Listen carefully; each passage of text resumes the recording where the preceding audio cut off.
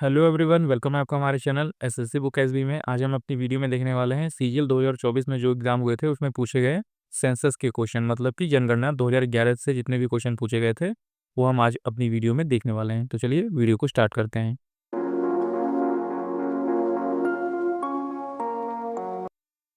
तो आइए जानते हैं कि जनगणना 2011 से किस टाइप के क्वेश्चन पूछे गए थे। तो सबसे पहले हम लोग कुछ इंपॉर्टेंट चीज़ें देखते हैं जो कि हर बार एग्जाम्स में पूछे जाते हैं, फिर इसके बाद हम देखेंगे कि सीजीएल 2024 में किस टाइप के क्वेश्चन पूछे गए हैं।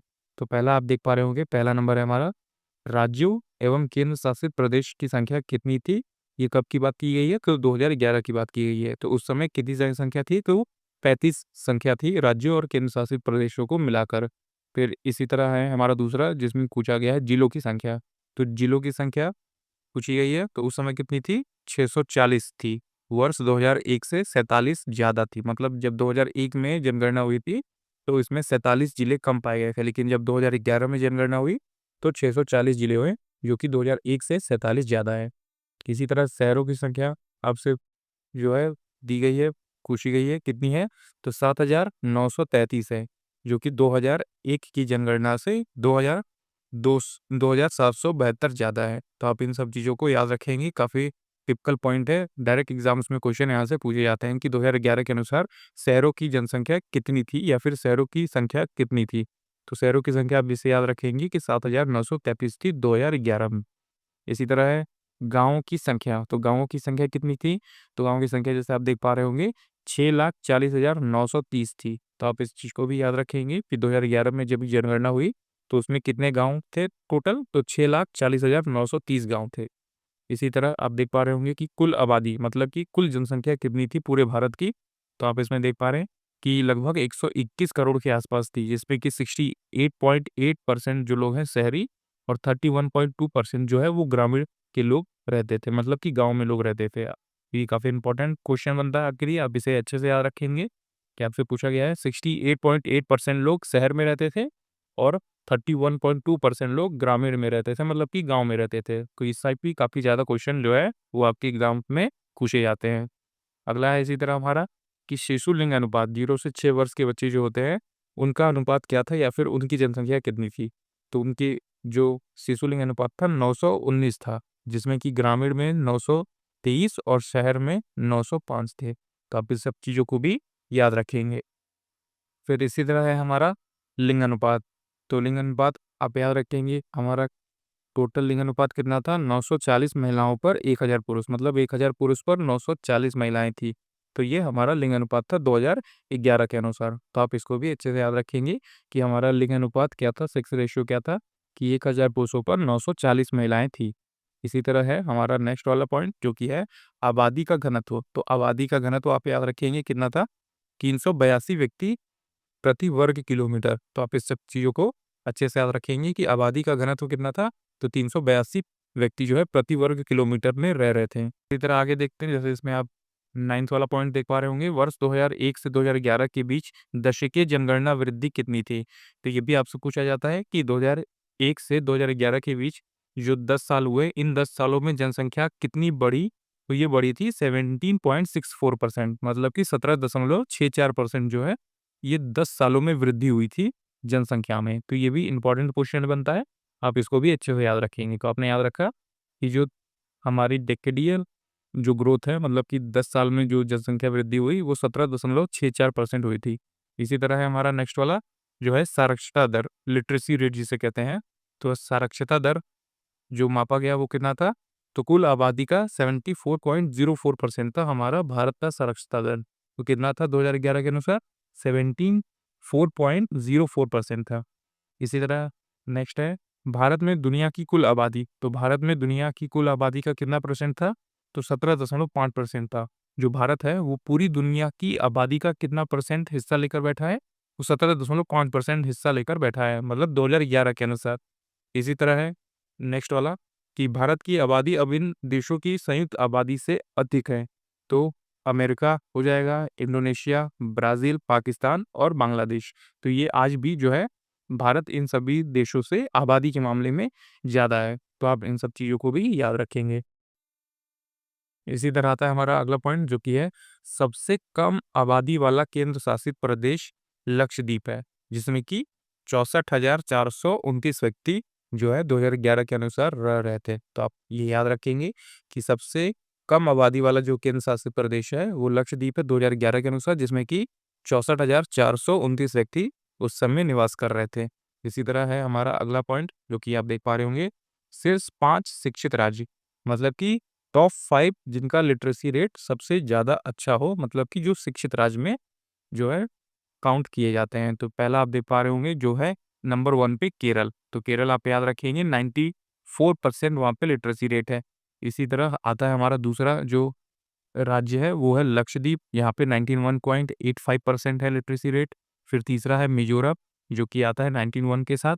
फिर है गोवा जो कि 88.70%। फिर है त्रिपुरा जो कि 87.22% के साथ आता है। तो ये कुछ 5 सबसे टॉप के राज्य हैं जहाँ पे लिटरेसी रेट सबसे ज़्यादा हाई है। आगे बढ़ते हैं और अगला देखते हैं जो कि हमसे पूछा गया है, सर्वोच्च लिंगानुपात वाले शीर्ष 5 राज्य। अब इसमें आपसे पूछा गया है कि जिनका लिंगानुपात सबसे ज़्यादा हो। तो आप इसमें भी याद रखेंगे कि सबसे अच्छे लिंगानुपात वाला राज्य कौन-सा है, तो वो भी केरल पहले नंबर पे आता है, जहाँ 1000 मेल्स पे 1084 फीमेल्स मौजूद हैं। इसी तरह पुडुचेरी आ जाता है 1037 पे, फिर तमिलनाडु आता है 996 पे, फिर आंध्र प्रदेश आता है 993 पे, फिर छत्तीसगढ़ आता है 991 पे। तो ये सबसे अच्छे राज्य हैं, 5 सबसे ज़्यादा अच्छे राज्य हैं जिनका लिंग अनुपात सबसे ज़्यादा अच्छा माना गया है। इसी तरह अब आता है हमारा जो कि आप देख पा रहे होंगे, सबसे कम लिंग अनुपात वाला जो राज्य है, वो नीचे से सबसे ज़्यादा कौन टॉप पर है? तो जिसका लिंग अनुपात सबसे ज़्यादा खराब है, तो वो है दमन और दीव, जो है 618, मतलब कि 1000 मेल्स पे सिर्फ़ 618 फीमेल्स मौजूद हैं। इसी तरह दूसरे नंबर पे है दादर नागर हवेली 774 पर, चंडीगढ़ 818 पर, दिल्ली 868 पर, आप याद रखेंगे, और अंडमान निकोबार 876 पर। तो इसमें से सबसे ज़्यादा खराब किसका है? तो दमन और दीव का है, लगभग कितना है? 618 है। तो आप इस सब चीज़ों को भी अच्छे से याद रखेंगे कि सबसे कम लिंगानुपात वाला राज्य जो है, आपने देखा कि जिसका लिंगानुपात सबसे कम है वो कौन है? दमन और दीव है, और सबसे अच्छा लिंगानुपात किसका है? वो केरल का है। इसी तरह आता है हमारा 5 सर्वाधिक घनत्व वाले केंद्र शासित प्रदेश, मतलब कि जो सबसे ज़्यादा भरी-भरी जगह रहती है, जहाँ पे ज़्यादा लोग मौजूद हैं, जिनका घनत्व सबसे ज़्यादा अच्छा है, मतलब कि काफ़ी ज़्यादा है, वो कौन से 5 सबसे ज़्यादा अच्छे केंद्र शासित प्रदेश हैं। तो इसमें आपसे पूछा गया कि दिल्ली में सबसे ज़्यादा घनत्व मौजूद है, तो जिसमें आप देख पा रहे होंगे 11,320 व्यक्ति जो है प्रति वर्ग किलोमीटर में रह रहे होते हैं। फिर है चंडीगढ़ जिसमें 9,258, फिर है पुडुचेरी 2,547, दमन और दीव 2,191 और लक्षद्वीप 2,149। तो इनका घनत्व जो है सबसे ज़्यादा माना गया है 2011 के अनुसार। फिर है अगला हमारा सबसे अधिक घनत्व वाले 4 शीर्ष राज्य। अब इसमें आपसे राज्य पूछा गया है। ऊपर वाले में आपसे केंद्र शासित प्रदेश, यहाँ पे आप देख पा रहे होंगे कि 5 सबसे केंद्र शासित प्रदेश, और इसमें पूछा गया है राज्य। तो सबसे पहले नंबर पे आता है हमारा बिहार। तो बिहार का घनत्व जो है सबसे ज़्यादा है, 1106 व्यक्ति जो है प्रति वर्ग किलोमीटर में रह रहे हैं। फिर है दूसरा पश्चिम बंगाल 1028, फिर है केरल 860, फिर है उत्तर प्रदेश 829। तो ये सबसे ज़्यादा टॉप के स्टेट हैं जहाँ पे घनत्व सबसे ज़्यादा माना गया है। फिर आइए देखते हैं कुछ और इम्पोर्टेंट चीज़ें जो कि है भारत के शीर्ष 4 सबसे अधिक आबादी वाले राज्य कौन से हैं? तो इसमें आपसे पूछा गया है कि भारत में सबसे ज़्यादा आबादी किन राज्यों की है? इसमें आप देख पा रहे होंगे उत्तर प्रदेश पहले नंबर पे है। इसका डाटा आपको याद रखने की ज़रूरत नहीं है क्योंकि ये एग्ज़ाम्स में नहीं पूछे जाते, तो आप इसका डाटा छोड़ देंगे। सिर्फ स्टेट के नाम आप याद रखेंगे कि सबसे ज़्यादा आबादी किस राज्य में है, तो पहले नंबर पे उत्तर प्रदेश है, दूसरे पे महाराष्ट्र है, तीसरे पे बिहार है और चौथे पे पश्चिम बंगाल है। तो आप इन सब चीज़ों को याद रखेंगे कि भारत में सार्स जो 4 सबसे ज़्यादा शीर्ष आबादी वाले राज्य हैं, जिनकी आबादी सबसे ज़्यादा है, जिसका जनसंख्या जो है सबसे ज़्यादा है। तो उत्तर प्रदेश की जनसंख्या सबसे ज़्यादा है, इसलिए वो पहले नंबर पे है। फिर दूसरे नंबर पे है महाराष्ट्र, तीसरे नंबर पे है बिहार और चौथे नंबर पे है पश्चिम बंगाल। इसी तरह है हमारा भारत के सबसे कम आबादी वाले केंद्र शासित प्रदेश। तो इसमें सबसे कम आबादी वाला केंद्र शासित प्रदेश कौन-सा है? तो चंडीगढ़, आप याद रखेंगे। फिर अंडमान और निकोबार है, फिर दादर नागर हवेली, दमन दीव और लक्षद्वीप। तो आप इन सब चीज़ों को याद रखेंगे। इसका भी डाटा आपको याद रखने की ज़रूरत नहीं है, एग्ज़ाम्स में ये नहीं पूछे जाते हैं। तो आप याद रखें सबसे जो है ज़्यादा आबादी वाला राज्य उत्तर प्रदेश है और सबसे कम आबादी वाला केंद्र शासित प्रदेश जो है वो चंडीगढ़ है। तो ये कुछ इंपॉर्टेंट चीज़ें थी जो आपके एग्जाम में डायरेक्टली आपसे क्वेश्चन में पूछे जाते हैं।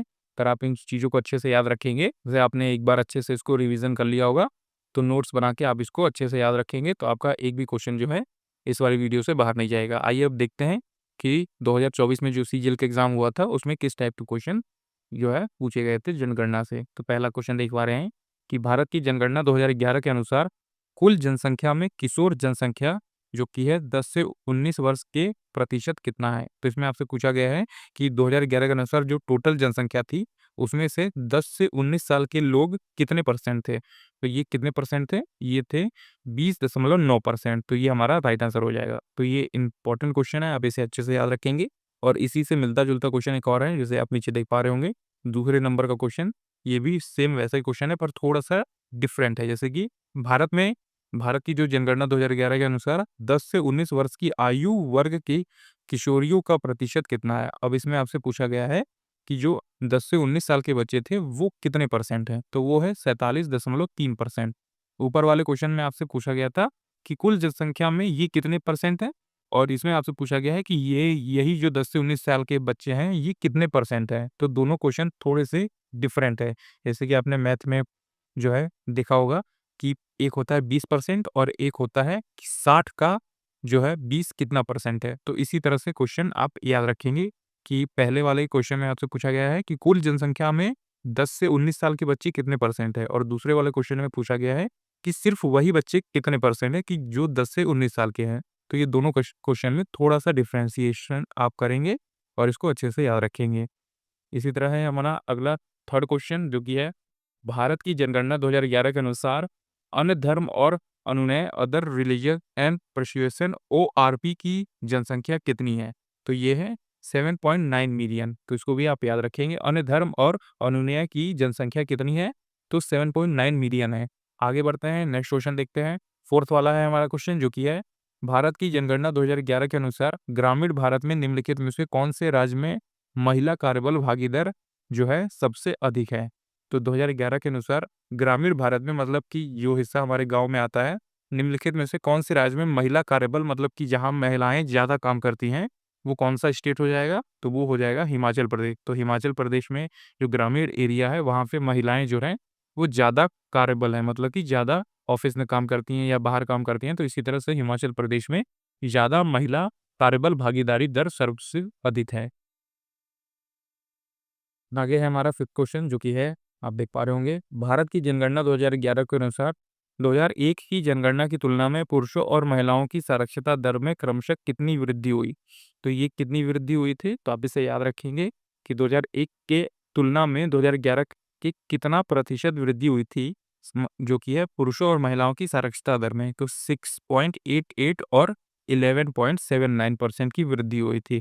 तो आप इन चीज़ों को याद रखेंगे। जैसे जो पुरुष है उनकी साक्षरता दर में 6.88% की वृद्धि हुई 2001 के अनुसार, मतलब कि 2001 में थोड़ी-सी कम थी और 2011 में 6.88% की वृद्धि हुई। इसी तरह महिलाओं में जो है 2001 में थोड़ा-सा कम रहा होगा और 2011 आते-आते कि 11.79% की वृद्धि हमें देखने को मिली साक्षरता दर में। तो इसको भी आप याद रखेंगे, इंपॉर्टेंट क्वेश्चन बनता है ये हमारा। इसी तरह आगे है हमारा सिक्स्थ वाला क्वेश्चन जो कि काफ़ी ज़्यादा इंपॉर्टेंट है। 2001 की जनगणना के आधार पर त्वरित महिलाएं साक्षरता कार्यक्रम उन जिलों में शुरू किया गया था जहां महिला साक्षरता दर डैश थी। तो कहाँ पे जो है शुरू किया गया था, जहाँ पे महिला साक्षरता दर 30% से कम थी। तो वहीं पे ये कार्यक्रम शुरू किया गया था, त्वरित महिला साक्षरता कार्यक्रम। तो आप ये नाम भी याद रखेंगे कि त्वरित महिला साक्षरता कार्यक्रम कहाँ शुरू किया गया था, जहाँ पे 30% से कम साक्षरता दर मौजूद थी महिलाओं की। इसी तरह आगे आता है हमारा 7th वाला क्वेश्चन जो कि आप देख पा रहे होंगे। भारत की जनगणना 2011 के अनुसार भारत में पुरुषों और महिलाओं की साक्षरता दर के बीच में कितना अंतर पाया गया है। तो जैसा आपने क्वेश्चन में देखा कि इसमें आपसे पूछा गया है कि 2011 की जनगणना हुई थी उसमें भारत में पुरुष और महिलाओं की साक्षरता दर के बीच कितना अंतर पाया गया। तो ये आप देख पा रहे होंगे 16.68% का अंतर पाया गया है। तो आप ये सब चीज़ों को याद रखेंगे। पुरुष और महिलाओं की साक्षरता दर के बीच में कितना अंतर है, तो 16.68% का अंतर पाया गया है। आगे बढ़ते हैं, 8 वाला क्वेश्चन आता है हमारा जो कि है भारत की जनगणना 2011 के अनुसार केंद्र शासित प्रदेशों के किस समूह में उच्चतम लिंगानुपात दर्ज किया गया था। तो आपसे पूछा गया है उच्चतम लिंगानुपात, जो कि मैंने आपको ऊपर जो है बताया था, आप देख पा रहे थे कि पुडुचेरी, लक्षद्वीप, अंडमान निकोबार द्वीप समूह। तो यहाँ पे जो है सबसे ज़्यादा लिंग अनुपात दर्ज किया गया था। ऑप्शन नंबर डी आपका राइट आंसर हो जाएगा। तो आपने याद रखेंगे इसे कि 2011 के अनुसार ऐसे कौन से केंद्र शासित प्रदेश है जिनका जो लिंग अनुपात था सबसे ज़्यादा हाई पे था। तो पुडुचेरी, लक्षद्वीप, अंडमान निकोबार द्वीप समूह, ये कुछ राज्य हैं जिनका लिंग अनुपात सबसे ज़्यादा हाई पे था। आगे आता है हमारा क्वेश्चन 9 वाला, जो कि आप देख पा रहे हैं। भारत की जनगणना की परिभाषा के अनुसार एक सीमांत श्रमिक वो व्यक्ति है जो डैश काम करता है। तो सीमांत श्रमिक व्यक्ति कौन होते हैं? जो कि 183 दिन या फिर 6 महीने से कम काम करते हैं, या फिर उनको काम नहीं मिल पाता, 183 दिन ही काम कर पाते हैं, 6 महीने से कम काम कर पाते हैं, तो वो एक सीमांत श्रमिक व्यक्ति होते हैं। आगे बढ़ते हैं, अगला क्वेश्चन देखते हैं, जो कि है वर्ष 2011 के जनगणना के अनुसार भारत की वार्षिक जो है चरघातीय वृद्धि दर कितनी थी? तो वार्षिक चरघातीय वृद्धि दर कितनी थी? तो वो कितनी थी? 1.64% थी। तो इसको भी आप याद रखेंगे, इंपॉर्टेंट क्वेश्चन है, आप इसे याद रख लीजिए कि वार्षिक चरघातकीय वृद्धि दर क्या थी? तो 1.64% थी। आगे बढ़ते हैं, 11 क्वेश्चन पे आते हैं हमारे। तो वो है जनगणना 2011 के अनुसार सर्वाधिक जनसंख्या वाला जिला कौन-सा है? तो जिसका जो सर्वाधिक जनसंख्या है वो किस जिले का देखा गया था? तो वो ठाणे का देखा गया था। तो आप इसे याद रखेंगे, जो कि महाराष्ट्र में मौजूद है। तो आप इसे याद रखें कि जनगणना 2011 के अनुसार सर्वाधिक जनसंख्या वाला जिला ठाणे है। आगे बढ़ते हैं अगले क्वेश्चन पर। तो हमारा नेक्स्ट क्वेश्चन है, भारत की जनगणना 2011 के अनुसार केंद्र शासित प्रदेशों के किस समूह का जनसंख्या घनत्व सर्वाधिक है? तो ऐसा कौन-सा जो है केंद्र शासित प्रदेश है जिनका की जो जनसंख्या घनत्व है सबसे ज़्यादा है? तो ये हो जाएगा आपका दिल्ली, चंडीगढ़ और पुडुचेरी। तो ये कुछ केंद्र शासित प्रदेश हैं, इनका की जनसंख्या घनत्व मतलब यहाँ पे 1 किलोमीटर के दायरे में बहुत ज़्यादा लोग रहते हैं। जैसे कि आपने ऊपर देखा कि दिल्ली में लगभग 11,000 लोग रहते हैं, तो इसी तरह इनका जनसंख्या घनत्व सबसे ज़्यादा अधिक है। आगे बढ़ते हैं 13 क्वेश्चन पे। 13 क्वेश्चन आता है हमारा, भारत की जनगणना 2011 के अनुसार किस केंद्र शासित प्रदेश में झुग्गियों में रहने वाले आबादी सबसे अधिक है? तो झुग्गियों मतलब छोटी-छोटी झोपड़ी या फिर छोटे से घर में बना के रहने वाले लोग। तो ये कहाँ पे ज़्यादा है? दिल्ली में ये सबसे ज़्यादा मौजूद थे 2011 के अनुसार। अभी हालात काफ़ी ज़्यादा चेंज हो गए हैं, तो आपका ये 2011 के अनुसार पूछा गया है। तो किस केंद्र शासित प्रदेश में झुग्गियों में रहने वाली आबादी सबसे अधिक है? दिल्ली में सबसे ज़्यादा अधिक थी 2011 के अनुसार। तो आइए बढ़ते हैं अपने आज के लास्ट क्वेश्चन पे। ये भी इंपॉर्टेंट क्वेश्चन है, इसमें आपसे पूछा गया है कि भारत की जो 2001 की जनगणना के अनुसार भारतीय पुरुषों के प्रवास का मुख्य कारण निम्नलिखित में से कौन-सा था? तो मतलब कि 2001 में जो जनगणना हुई थी उसमें भारतीय लोग जो रहे थे वो यहाँ से वहाँ जा रहे थे, मतलब कि यहाँ से वहाँ की तरफ भ्रमण कर रहे थे, प्रवास कर रहे थे। तो उनका मुख्य कारण ज़ाहिर-सी बात है काम और रोज़गार से रिलेटेड होगा। मतलब कि उन्हें यहाँ पे काम नहीं मिल पा रहा है तो वो कहीं और जाकर अपना काम देख रहे हैं। तो इसी वजह से पुरुषों में काफ़ी ज़्यादा प्रवास देखने को मिला, मतलब कई सारे लोग यहाँ से वहाँ जा रहे हैं, एक स्टेट से दूसरे स्टेट। तो इसी तरह 2001 की जनगणना के अनुसार भारतीय पुरुषों में प्रवास का मुख्य कारण यही बन गया था, काम और रोजगार। तो ये था दोस्तों आज का हमारा कंप्लीट वीडियो, जो कि 2011 की जनगणना के अनुसार जो है कुछ क्वेश्चन इंपॉर्टेंट थे वो मैंने आपको बताया। इसी टाइप के क्वेश्चन आपसे सीजीएल 2025 के एग्जाम्स में भी पूछे जाएंगे। अगर आपको हमारी वीडियो पसंद आई तो हमारी इस वीडियो को एक लाइक ज़रूर कर दीजिएगा, और अपने आने वाले एसएससी एग्जाम्स के लिए हमारे चैनल एसएससी बुक एसबी को भी ज़रूर सब्सक्राइब कर लीजिएगा। हम ऐसी यूज़फुल वीडियो लेके आते रहते हैं। तब तक पढ़ते रहिए और हमेशा अपने लक्ष्य की तरफ आगे बढ़ते रहिए।